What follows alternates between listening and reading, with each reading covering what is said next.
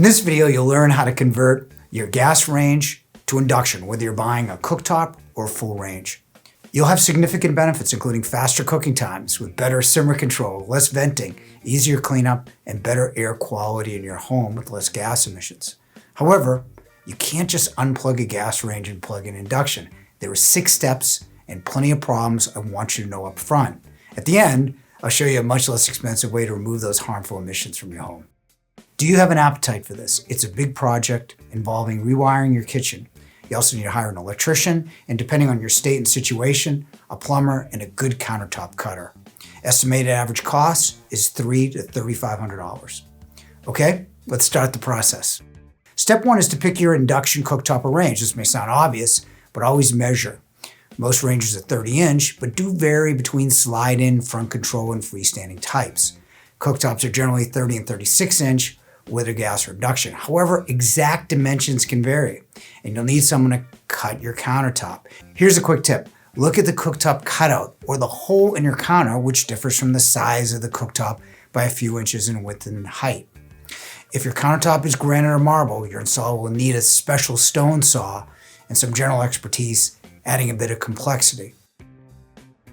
You also need a 50 amp breaker. It looks like this. A 50 amp breaker will protect the circuit of your induction range.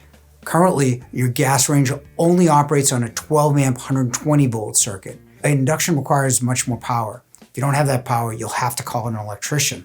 Upgrading that power will require a permit from your city. Your electrician will install the new breaker and run the wiring to the new location. That wiring will require a minimum of a 6-gauge copper wire.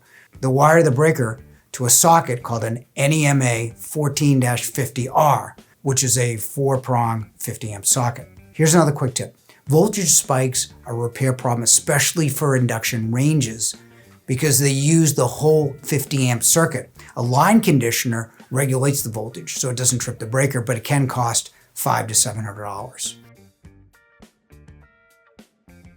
In states like Massachusetts, you need a plumber to even uninstall a gas appliance. In this case, you also need to shut the gas off to that location. The good news is you don't have to pay the plumber to wait for the delivery of a new gas range to reinstall. They can install the appliance, shut off the gas valve, and leave. Finally, an easier part, but it can still go wrong here as well. For most ranges, you should be able to remove a gas range and plug in the induction. The delivery people can plug in a range. However, it's a bit more complicated if you have a slide-in range. Slide-ins overlap the top and the cabinets need to be modified. If you don't see a seam between the range and the countertop, then you have a slide-in. For cooktops, the process is tougher. As I said in the beginning, you'll need someone experienced to cut your counter to accommodate your new cooktop. You also need an electrician to install the cooktop because unlike a range, it's wired, not plugged in. I want to mention briefly pro range tops. They're installed in a cabinet with the counter completely cut out. In this case, you need to cut a metal enclosure or rework the countertop to support induction cooktop. I wouldn't stress this isn't common.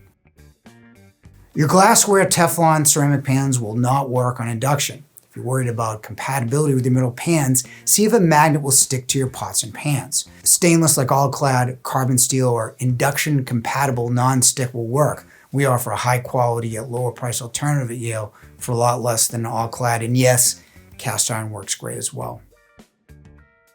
If you can live with gas but are worried about toxic fumes, then replacing your hood is a far less expensive option. Most vents don't work properly because they lack exhaust, capture area depth, or aren't vented properly. A good vent will cost $800 to $1,500, far less than the $2,500 to $5,000 for induction cooktop or range. Use the same electricity and don't need a plumber. To learn about the vents you should buy, click this video and thanks for watching.